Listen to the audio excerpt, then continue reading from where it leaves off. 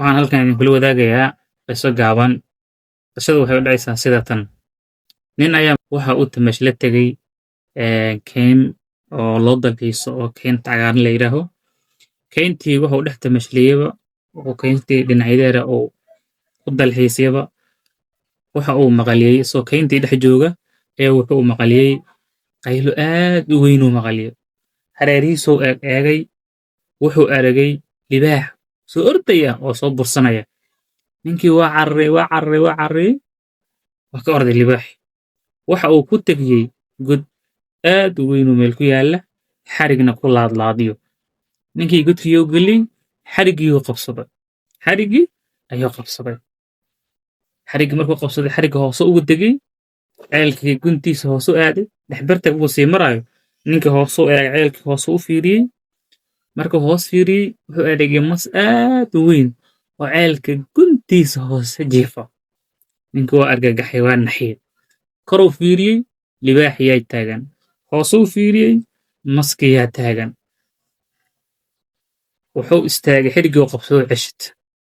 Xirigii markuu ceshto wuxuu aragay meel dhexe xiriggii hadarane laba jiir oo mid madow iyo mid cad oo xiriggii jaraaya uu aragay.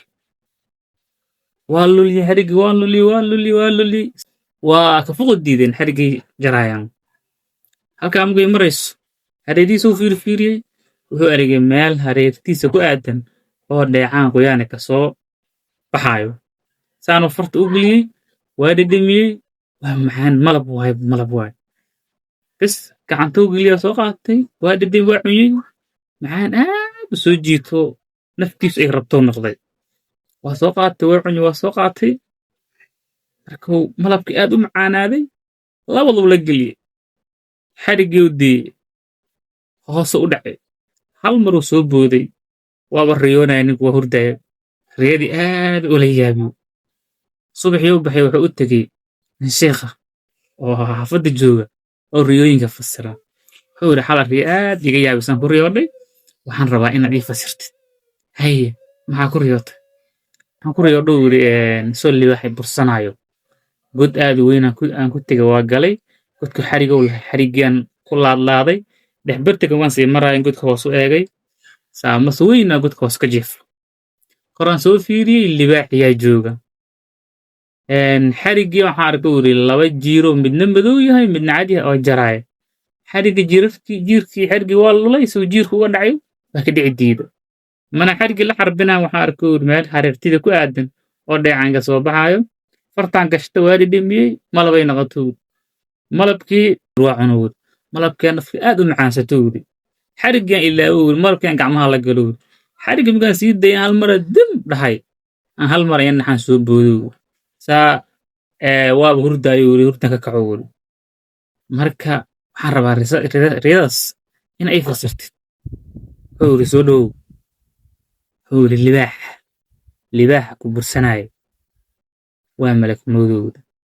Malak mawd maalinkii aad dhalatay iyo hadda inta u dhaxaysa cimrigaagu ma kullamaaba loo dhawaado malak mawdku waa kuu soo dhawaado haya waa ku bursanaya. Godka aad gashay wuxuu yidhi waa qabrigaa geli doontid. Godkaas xarigga kugu raariciyey oo aadka u weynaay.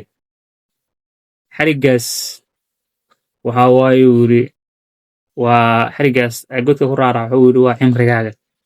Cimriga ilaahay ku siiyey waa xariggaas. Labada jiir oo midna caddaay midna madoobayo xarigga jarayn waxay ahaayeen uu yidhi habeenka iyo maalinta. Habeenkii tagta iyo maalintii timaada waxay ka jirantaa cimriga ka jirantaa soo ma? Waa habeenkii maalintu. Malabka ku ilowsiiyey meeshii aad ku sugneed oo libaax iyo mas dhextaalkoora ku ilowsiiyene waxa ahay adduunyo. Adduunyadu aad u macaan tahay aakhiradii ku ilowsiinaysaa. Marka qisaas waxaa lagala dhex baxayaa inay adduunyadu ay tahay midda aakhirada ku ilowsiinaysa aadna ka taxadirtid aakhirada waa meesha loo dambayn doono. Haddaad qisadan ka faa'iiday aan ka codsanaynaa inaad channelka subscribe noo saartid muuqaalkane like and share aad noo dhahdid commentigane waa noo muhiim. Aad u mahadsantihin.